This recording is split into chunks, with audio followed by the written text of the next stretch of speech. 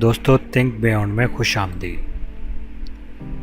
سلطان نورالدین زنگی اسلامی تاریخ کا انتہائی بہادر، زیرک اور جنگی مہارت رکھنے والے حکمران تھے۔ انہوں نے دنیا کے سب سے بڑے مسیحی اتحاد کے چکے چھڑا دیے۔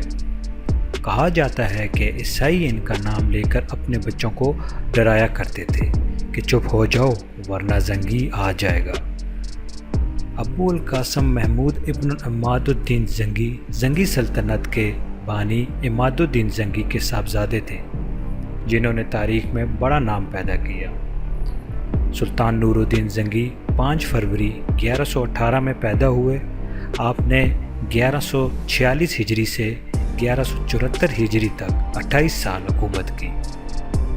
انہوں نے مسیحیوں سے قبلہ اول بیت المقدس واپس لینے سے پہلے ایک مضبوط اسلامی اتحاد قائم کرنے کے لیے گرد و نواح کی چھوٹی چھوٹی مسلم ریاستوں کو ختم کر کے اپنی مملکت میں شامل کر لیا۔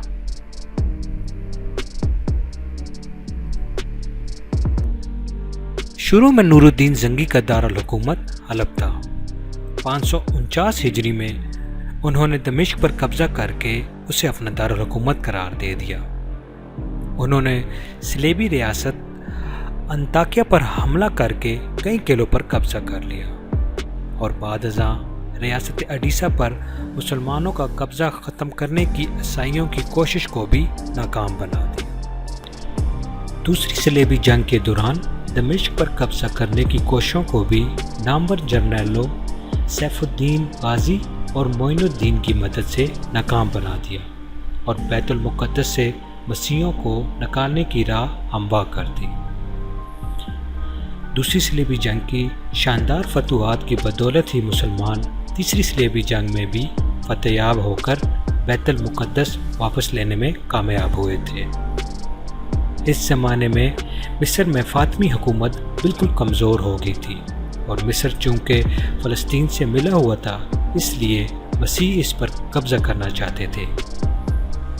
یہ دیکھ کر سلطان نورالدین زنگی نے ایک فوج بھیج کر 564 ہجری میں مصر پر قبضہ کر لیا۔ اس طرح فاطمی حکومت کا خاتمہ ہو گیا۔ سلطان نورالدین زنگی کو ایک انتہائی منفرد اعزاز بھی حاصل ہے کہ انہیں روضہ رسول صلی اللہ علیہ وآلہ وسلم کی حفاظت کی سعادت ہوئی۔ یہ واقعہ تاریخ کی تقریباً تمام کتب میں موجود ہے۔ اس کا ذکر شیخ محمد عبدالحق محدث دہلوی رحمۃ اللہ علیہ نے بھی اپنی کتاب تاریخ مدینہ میں 3 بڑی سازشوں کے ساتھ کیا ہے، جس میں یہ واقعہ سب سے مشہور ہے۔ سمہودی کے قول کے مطابق مسیحیوں نے یہ سازش 557 ہجری میں مرتب کی۔ اس وقت شام کے بادشاہ کا نام سلطان نورالدین زنگی تھا اور اس کے مشیر کا نام جمال الدین اصفہانی تھا۔ ایک رات نماز تہجد کے بعد سلطان نورالدین زنگی نے خواب میں دیکھا کہ رسول کریم صلی اللہ علیہ وآلہ وسلم 2 سرخی مائل رنگت کے آدمیوں کی طرف اشارہ کر رہے ہیں اور سلطان سے کہہ رہے ہیں کہ مجھے ان کے شر سے بچاؤ۔ سلطان ہڑبڑا کر اٹھا، وضو کیا، نفل ادا کیے اور پھر اس کی آنکھ لگ گئی۔ خواب دیکھنے کے بعد آپ یہاں کیوں بیٹھے ہیں؟ اس کا اب کسی سے ذکر نہ کریں اور فوراً مدینہ روانہ ہو جائیں۔ اگلے روز سلطان نے بیسے مخصوص افراد اور بہت سے تحائف کے ساتھ مدینہ کے لیے کوچ کیا اور 16ویں روز شام کے وقت وہاں پہنچ گئے۔ سلطان نے روضہ رسول صلی اللہ علیہ وآلہ وسلم پر حاضری دی اور مسجد نبوی میں بیٹھ گئے۔ اعلان کیا کہ اہل مدینہ مسجد نبوی میں پہنچ جائیں، جہاں سلطان ان میں تحائف تقسیم کرے گا۔ لوگ آتے گئے اور سلطان ہر آنے والے کو باری باری تحفہ دیتا رہا۔ اس دوران وہ ہر شخص کو غور سے دیکھتا رہا، لیکن وہ 2 چہرے نظر نہ آئے جو اسے ایک رات میں 3 بار خواب میں دکھائے گئے تھے۔ سلطان نے حاضرین سے پوچھا، کیا مدینے کا ہر شہری مجھ سے مل چکا ہے؟ جواب اثبات میں تھا۔ سلطان نے پھر پوچھا، کیا تمہیں یقین ہے کہ ہر شہری مجھ سے مل چکا ہے؟ اس بار حاضرین نے کہا، سوائے 2 آدمیوں کے۔ راز تقریباً فاش ہو چکا تھا۔ سلطان نے پوچھا، وہ کون ہے؟ وہ اپنا تحفہ لینے کیوں نہیں آئے؟ بتایا گیا کہ یہ مراکش کے صوم صلوات کے پابند و متقی باشندے ہیں۔ دن رات رسول کریم صلی اللہ علیہ وآلہ وسلم پر درود و سلام بھیجتے ہیں اور ہر ہفتے مسجد قباء جاتے ہیں۔ فیاض اور مہمان نواز ہیں اور کسی کا دیا نہیں لیتے۔ سلطان نے کہا، سبحان اللہ، اور حکم دیا کہ ان دونوں کو بھی اپنے تحائف وصول کرنے کے لیے فوراً بلایا جائے۔ جب انہیں یہ خصوصی پیغام ملا تو انہوں نے کہا، الحمدللہ، ہمارے پاس اللہ کا دیا سب کچھ ہے اور ہمیں کسی تحفے تحائف یا خیر خیرات کی حاجت نہیں۔ جب یہ جواب سلطان تک پہنچا دیا گیا تو اس نے حکم دیا کہ ان دونوں کو فوراً پیش کیا جائے۔ حکم کی فوری تعمیل ہوئی۔ ایک جھلک ان کی شناخت کے لیے کافی تھی۔ تاہم سلطان نے اپنا غصہ قابو میں رکھا اور پوچھا، تم کون ہو؟ یہاں کیوں آئے ہو؟ انہوں نے کہا، ہم مراکش کے رہنے والے ہیں، حج کے لیے آئے تھے اور اب روضہ رسول صلی اللہ علیہ وآلہ وسلم کے سائے میں زندگی گزارنا چاہتے ہیں۔ سلطان نور الدین زنگی نے سختی سے کہا، کیا تم نے جھوٹ بولنے کی قسم کھا رکھی ہے؟ اب وہ چپ رہے۔ سلطان نے حاضرین سے پوچھا، یہ کہاں رہ رہے ہیں؟ بتایا گیا کہ روضہ نبوی کے بالکل نزدیک ایک مکان میں جو مسجد نبوی کے جنوب مغرب میں دیوار کے ساتھ تھا۔ سلطان فوراً اٹھا اور انہیں ساتھ لے کر اس مکان میں داخل ہو گیا۔ سلطان مکان میں گھومتا پھرتا رہا۔ اچانک نئے اور قیمتی سامان سے بھرے ہوئے اس مکان میں اس کی نظر فرش پر پڑی ہوئی ایک چٹان پر پڑی۔ نظر پڑنی تھی کہ دونوں مراکشی باشندوں کی ہوائیاں اڑ گئیں۔ سلطان نے چٹان اٹھائی۔ اس کے نیچے ایک تازہ کھودی ہوئی سرنگ تھی۔ سلطان نے گرج کر کہا، کیا اب بھی سچ نہ بولو گے؟ ان کے پاس سچ کے سوا کوئی چارہ نہ تھا۔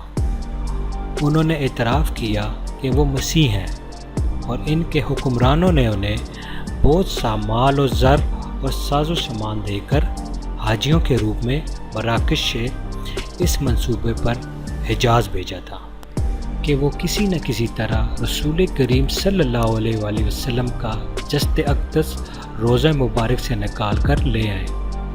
اس ناپاک منصوبے کی تکمیل کے لیے انہوں نے حج کا بہانہ کیا اور اس کے بعد روضہ رسول سے نزدیک ترین جو مکان کرائے پر مل سکتا تھا وہ لے کر اپنا مذموم کام شروع کر دیا۔ ہر رات وہ سرنگ کھودتے اور جس کا رخ روضہ مبارک کی طرف تھا، اور ہر صبح کھودی ہوئی مٹی چمڑے کے تیلوں میں بھر کر جنت البقیع لے جاتے اور اسے قبروں پر بکھیر دیتے۔ انہوں نے بتایا کہ اس کی ناپاک مہم بالکل آخری مراحل میں تھی کہ ایک رات موسلادھار بارش ہوئی کے ساتھ ایسی گرج چمک بھی ہوئی جس سے زلزلہ آ گیا، اور اب جب کہ ان کا کام پایہ تکمیل کو پہنچنے والا تھا تو سلطان نہ جانے کیسے مدینے پہنچ گئے۔ سلطان ان کی گفتگو سنتے جاتے اور روتے جاتے اور ساتھ ہی فرماتے جاتے کہ میرا نصیب کہ پوری دنیا میں اس خدمت کے لیے اس غلام کو چنا گیا۔ سلطان نور الدین زنگی نے حکم دیا کہ ان دونوں کو قتل کر دیا جائے اور روضہ مبارک کے گرد ایک خندق کھودی جائے اور اسے پگھلے ہوئے سیسے سے پاٹ دیا جائے تاکہ آئندہ کوئی بدبخت ایسی مذموم حرکت کے بارے میں سوچ بھی نہ سکے۔ یہ واقعہ 558 ہجری کے مطابق 1142 عیسوی کا ہے۔ سلطان نور الدین زنگی نے روضہ مبارک کے قریب ایک چبوترا بھی بنوایا تاکہ اس پر ان قبور کی حفاظت کے لیے ہر وقت پاسبان رہیں۔ یہ چبوترا اب بھی موجود ہے اور باب جبرائیل سے داخل ہوتے وقت دائیں جانب ہے۔ مصر پر قبضہ کرنے کے بعد نور الدین زنگی نے بیت المقدس پر حملہ کرنے کی تیاریاں شروع کر دیں۔ بیت المقدس کی مسجد عمر میں رکھنے کے لیے اس نے اعلیٰ درجے کا ممبر تیار کروایا۔ اس کی خواہش تھی کہ فتح بیت المقدس کے بعد وہ اس ممبر کو اپنے ہاتھوں سے رکھے گا، لیکن خدا کو یہ منظور نہ تھا۔ سلطان نور الدین زنگی ابھی حملے کی تیاریاں کر ہی رہا تھا کہ زنگی کو حشاشین نے زہر دے دیا، جس سے ان کے گلے میں سوزش پیدا ہوگی، جو کہ ان کی موت کا باعث بنی۔